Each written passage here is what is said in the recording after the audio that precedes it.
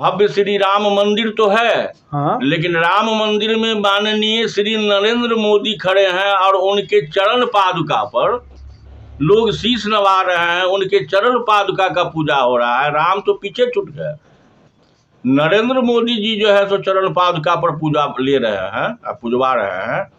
तो अब तो सीधी सी बात है, गंगा फीका। अब जिनको भी शुद्ध होना हो, नरेंद्र मोदी जी के चरण का धूल उठा करके उसको लगा ले शरीर पर, वो शुद्ध हो जाएंगे।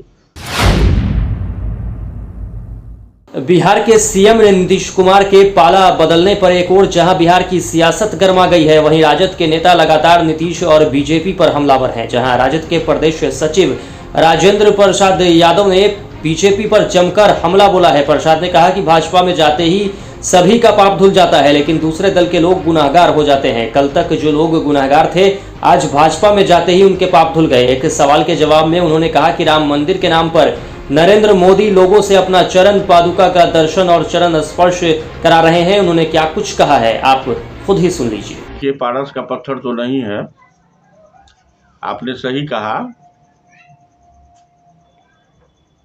आपके कई नेता का नाम हम बतला दे रहे हैं। हेमंता बिस्वा शर्मा जो असम के मुख्यमंत्री हैं वर्तमान में, शारदा चिट फंड घोटाला में उनका नाम है। नारायण राणे महाराष्ट्र के नेता हैं जो मनी लॉन्ड्रिंग में इन्वेस्ट हैं। अजीत पवार उप मुख्यमंत्री हैं।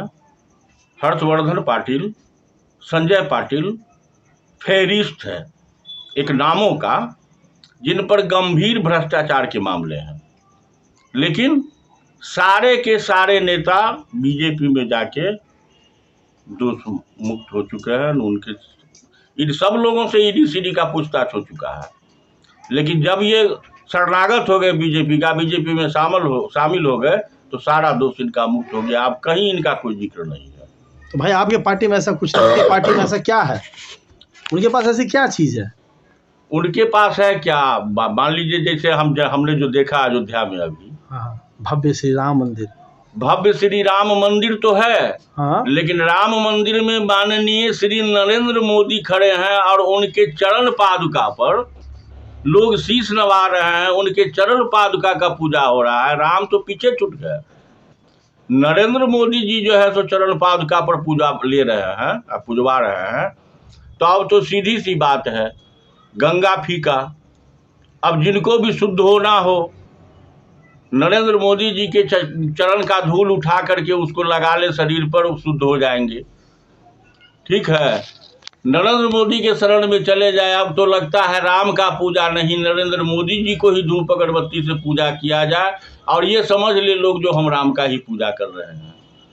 लेकिन जनतंत्र में जनता मालिक है, और आने वाला समय में जवाब मिलेगा उनको।